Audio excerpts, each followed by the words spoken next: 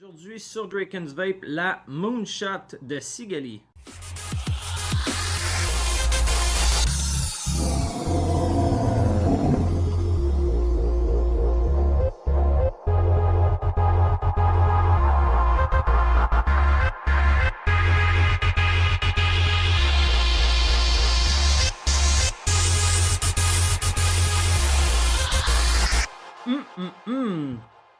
Salut tout le monde, Alex de Draken's Vape, un gros merci d'être là. Aujourd'hui, je vous parle de la Moonshot. Donc, c'est une tank reconstructible.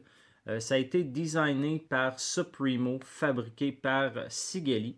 Je voulais faire la revue un petit peu plus tôt. Malheureusement, je me suis blessé un pouce. C'était pas présentable en gros plan, donc excusez le délai. Bref, ce que je vais faire, j'ai changé mon coton aujourd'hui, mais comme je voulais vous faire des gros plans sur le deck, surtout ses particularités, là on s'entend que c'est un deck qui est un petit peu hors du commun. Avec quelques petits défauts, par contre, je crois qu'on peut travailler autour de ça et en venir avec des très bons résultats. Donc, ce que je vais faire, je vais vider ma tank, nettoyer ça un peu. Et je vais faire un petit unboxing, vous montrer qu'est-ce qui vient dans cette boîte-là. Et ensuite de ça, on va regarder la tank en tant que telle. Et je vous reviendrai là-dessus, vous donner mes appréciations. Donc, la Moonshot vient dans cette boîte de métal au style vintage. Moi, j'aime beaucoup. Bon, on peut voir que c'est le modèle 22 mm. Ensuite de ça, bon, Vape It, Love It. OK. Sigali, Supremo. Quelques petits écriteaux. On a évidemment le certificat d'authenticité. Ici, on peut gratter pour avoir accès au code. Ensuite de ça, dans la boîte, on a Alando dans le couvercle. Ce qui m'interpelle beaucoup, donc la RTA peut aller de 20 à 200 watts. 200 watts, je ne l'ai pas poussé jusque-là. Je l'ai poussé jusqu'à environ 100 watts. Ça fonctionnait bien. Ça devient quand même assez chaud. Mais bref, c'est juste moi peut-être. Vous me connaissez, 100 watts, c'est un peu trop pour moi de toute façon. Donc, quelques petites instructions ici. Le manuel que j'ai ici, c'est bien important. C'est le manuel du code de sécurité avec des instructions. Mais ce n'est pas le manuel de la tank en tant que telle, même que en fait il n'y en a pas. Donc à l'intérieur, qu'est-ce qu'on a? On a ici les Allen keys qui sont très importantes. Je vais vous montrer plus tard pourquoi il y en a deux. Il y a deux grosseurs, dont une qui est très importante pour verrouiller ou maintenir le deck en place avec deux petits Allen keys ou deux petits set screws de spare. Ensuite de ça, chose que j'aime beaucoup, de la vitre et une en surplus parce que Alex est brise-fer. On va avoir un kit de seal et je crois que je vais devoir en faire usage parce que avec le nettoyage, c'est pas long qu'on endommage les seals vraiment de la tank en tant que telle. Donc ceux-ci en bas, si on peut voir, je crois qu'il manque même une petite partie sur celui-là. J'ai pas de problème de leak, mais évidemment, je vais probablement le remplacer. Et aussi, j'ai remarqué qu'avec le temps, il change de couleur. Donc, la Moonshot couleur Silver en 22 mm. Donc, la Moonshot, il y a quand même il y a son style à elle. Là. Elle a son style propre à elle. C'est pas vraiment un look que j'aurais vu avant. C'est peut-être juste moi. En dessous, on a buildbysigali.com. On a le signe de Supremo, Moonshot. OK. Dual Airflow seulement, qu'on ouvre comme ça. Extrêmement aérien ou aéré, dites-le comme vous voulez. Le Moonshot, vraiment, j'ai été surpris. Je m'attendais à vraiment un mauvais airflow, mais ça va vraiment dépendre de la façon que vous allez builder. Drip tip, moi je l'aime bien et une chance parce qu'il n'est pas interchangeable. On peut fitter un drip tip conventionnel, mais bonne chance pour l'enlever. Ils ont tendance à rester pris à l'intérieur, donc je me suis accommodé à celui-là. Remplissage par le dessus. Donc, on va défaire ici. Et malgré le fait qu'il n'y ait pas de petite encoche pour le retenir, ça fonctionne assez bien. J'ai jamais vraiment eu de problème. Si la tank est bien serrée, le top fill va fonctionner super bien. Bon, maximum de ce qu'on peut avoir comme trou pour le remplissage parce que sinon il n'y aurait plus de viande ici et là. Donc on a vraiment un maximum pour remplir. C'est un vrai charme. Et pour défaire, on va remarquer que la center pin vient directement avec le deck. Excusez-moi, je l'enlève pas, c'est trop cute. Donc, quand on va enlever comme ça ici, on va pouvoir enlever la vitre. On a un petit joint ici, un petit joint en haut. Le deck comme ça. On va pouvoir enlever le outer barrel que j'ai trop serré d'ailleurs. Comme ça. Là, ça va être important. Je vais vous montrer quand on va le remettre que le outer barrel, il y a un sens.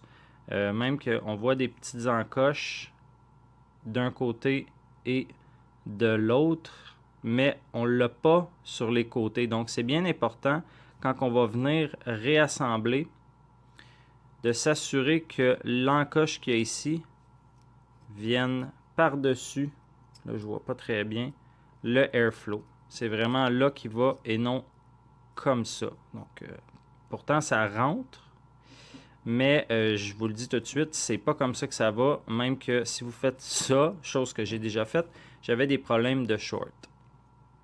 Ensuite de ça, le fond là, de la base, on peut voir que la center pin est directement reliée avec le deck, donc non ajustable.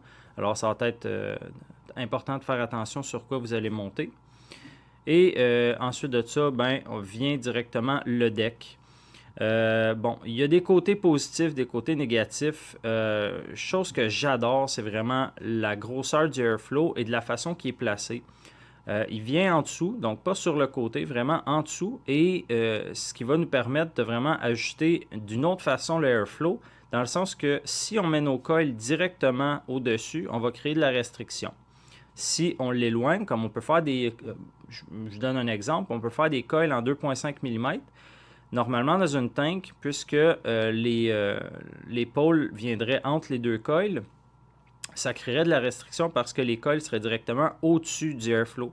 Dans ce cas-ci, même avec des gros coils, pour l'avoir essayé en Fuse Clapton, on les surélève et puis on les tasse vers le milieu.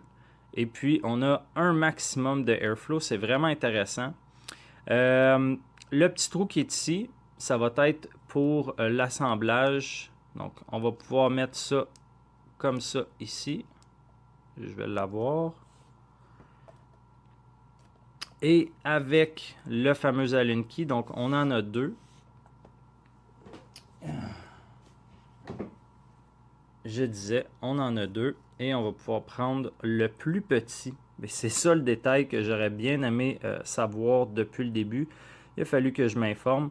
On va le passer bord en bord. Là, je vais le faire rapidement. Là. Je ne le mettrai pas à l'intérieur. Mais bref, on passe bord en bord. Puis on va l'insérer dans le trou de la center pin. Et c'est à ce moment-là qu'on va être capable de pouvoir réaliser nos montages. Pour le montage, j'aime bien le mettre directement sur mon mode et fermer le airflow comme ça, de sorte qu'on a le moins de mouvement possible. Mais encore là, c'est le défaut de la Moonshot. Ça bouge pas mal. Ça va être vraiment de la patience.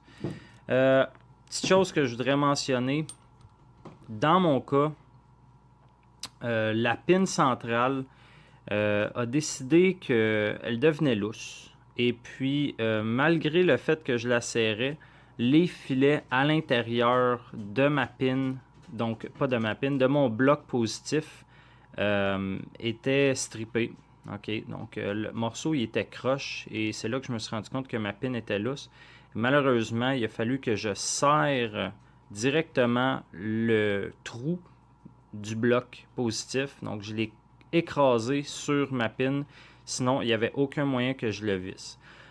Présentement, donc ce qu'on a, c'est un DDSM vraiment typique de Alex en 28 gauge, 12 wraps sur du 1.5 mm. C'est vraiment petit, mais niveau performance, c'est assez impressionnant. Donc ce que je vais faire tout de suite, rapidement, probablement en accéléré, je vais changer mon coton et ensuite procéder au remplissage.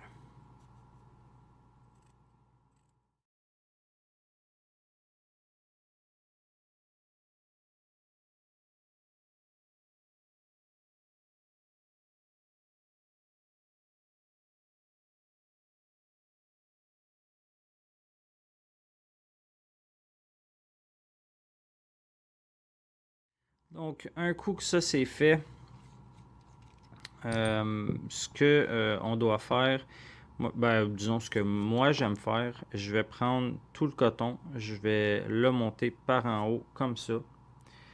Ensuite de ça, je vais prendre le outer barrel pour le mettre par-dessus. Je fais bien attention de mettre les petits symboles, donc de chaque côté. Pas capable de focusser. Bon. Donc les symboles de chaque côté vont être vis-à-vis le airflow. Donc les deux comme ça. Ensuite de ça, on va pouvoir tailler notre coton. Pour tailler le coton, ça va être important de ne pas aller trop court ni trop long. Bien entendu, moi ce que je fais, je vais laisser quelques millimètres au-dessus. Donc presque l'équivalent de la moitié de la longueur de ma tank. Comme ça. OK. Et ensuite de ça, avec mes pinces ou quelconque outil pointu, je venais porter une wick après l'autre dans le fond, sans le tasser bien entendu. Donc, on va le descendre comme ça. Bien au fond, mettre la fibre en ligne droite. Et un coup que je vais être rendu au fond, je vais remonter doucement pour avoir une belle courbe dans ma wick et ça va être pas mal ça pour les quatre côtés. On s'assure de bien couvrir le trou et si on veut, on peut gratter comme ça pour aller la porter par en bas pour être sûr que la wick soit bel et bien placée en ligne droite et non taponnée en boule dans le fond, là. Vraiment la laisser avec la fibre la plus droite possible pointant vers le bas. Donc on prend les deux wicks en s'assurant de ne pas prendre les wicks de l'autre côté. On va le descendre comme ça à l'intérieur. OK.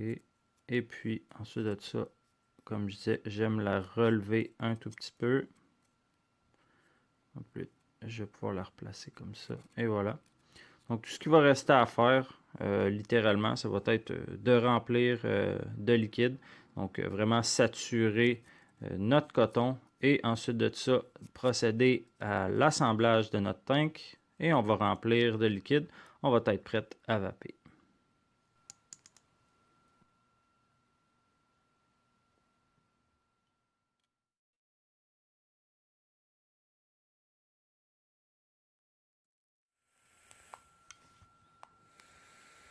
Alright, on est prêt. Pour le remplissage, ça va être comme avec n'importe quel tank top fill ou side fill. On va venir fermer le airflow, remplir le liquide, refermer, un point final. Je crois que c'est pas plus compliqué que ça. J'ai eu quelques occasions où j'ai eu du liquide qui a descendu dans ma chambre. Possiblement parce que mon coton était mal placé. Un coup qu'on a pogné le tour, si on veut vraiment, aucun problème là-dessus. Si on remplit vraiment jusqu'au bord, ça va arriver en fermant qu'on va avoir une petite coulisse tout le tour, simplement nettoyer. Et j'ai remarqué aussi que le premier remplissage, souvent la chambre va être trop saturée. Je ne sais pas si c'est parce que je mets trop de liquide pour saturer mes coils, mais ça arrive souvent que je vais avoir des gouttelettes qui vont remonter dans ma bouche, mais normalement, ça s'en va après quelques touches et ça ressemble à ça.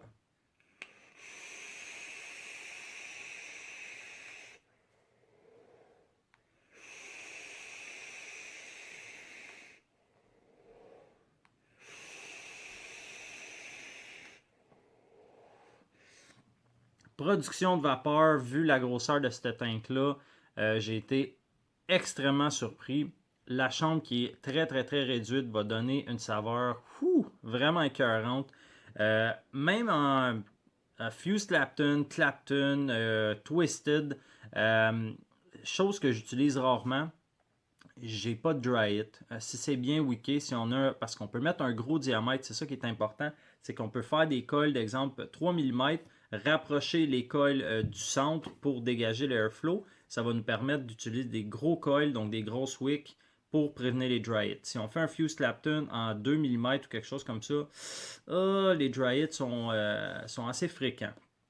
L'autre chose, c'est une 2 ml, donc c'est pas énorme. Moi, j'ai eu au moins 4 occasions où est-ce que j'ai pas regardé mon niveau de liquide et j'ai eu des dry hits. Donc, je me demandais c'était quoi, puis après constatation, ça s'est vidé et j'étais rendu au coton blanc. Il y a une chose qu'il y a beaucoup de personnes qui me mentionnaient, c'est qu'il y avait peur qu'avec le très haut VG, puisque la chambre est très très près de la vitre, qu'il y aurait des dry hits. Donc, de la misère à fider le liquide. Moi, j'ai pas eu de problème. Et encore moins avec un Fused Clapton ou un Clapton, un coil de vraiment gros gauge. Parce que j'ai tendance à croire que quand la chambre va devenir plus chaude, le liquide donc, va perdre un peu de sa viscosité puis descendre très bien. Par contre, le fait qu'il soit très proche, ce qui va arriver, c'est si je le laisse longtemps sur le côté, les wicks du dessus vont avoir tendance à sécher et il faut attendre un certain moment en la remettant à la verticale que le liquide fasse bien le tour, que les bulles d'air passent parce que sinon c'est un dry hit à tout coup. Point positif, point négatif. Moi, ce que j'ai vraiment aimé, c'est surtout son flavor et sa production de vapeur. Malgré sa petite taille, je fais des très gros nuages, mais vraiment, vraiment goûteux. Je pense que c'est le plus gros point positif, c'est vraiment la saveur. Ça bat pas mal toutes mes tanks. Ça rejoint la Bello V2, mais avec un deck beaucoup plus facile à travailler, beaucoup plus d'airflow. C'est vraiment phénoménal la quantité d'airflow malgré la grosseur. On a une chambre au milieu, là, pas la chambre, mais je veux dire la cheminée qui est immense. C'est vraiment airflow, saveur dans le tapis. Point négatif, le fait que le deck soit amovible, ça donne beaucoup de misère à venir faire le montage. Oui, on va pogner le tour. Moi, ça fait vraiment plusieurs montages que je fais là-dedans. Je suis rendu relativement habitué, mais c'est rien comparé à, exemple, la Griffin. Mais là, c'est complètement autre chose. On a seulement 2 postes, donc il faut partager les postes entre les coils. Il n'y a pas de possibilité de single coil, donc c'est vraiment dual coil minimum. Donc, on peut aller en quad si vous êtes comme moi. Ensuite de ça, négatif. Qu'est-ce que j'ai d'autre? Le drip tip, peut-être, c'est vraiment goût personnel, le fait qu'on puisse pas agencer le drip tip qu'on veut, notre drip tip préféré par-dessus. Moi, je n'ai déjà mis un dessus et j'ai eu de la misère à le récupérer, donc peut-être pas à conseiller. Mais je crois que ces aspects positifs vont vraiment surpasser les petits points négatifs. On s'habitue vite. C'est rendu mon daily vape. J'ai de la misère à m'en défaire.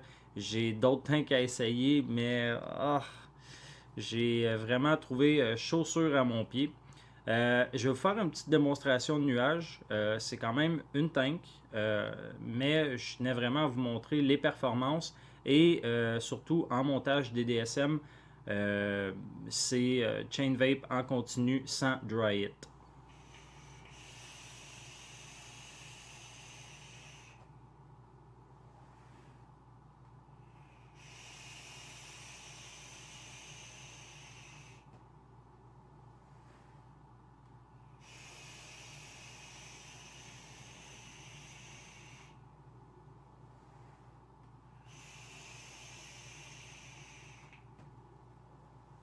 Et c'est comme ça encore et encore et encore. Donc, une tank reconstructible, à mon avis, très performante.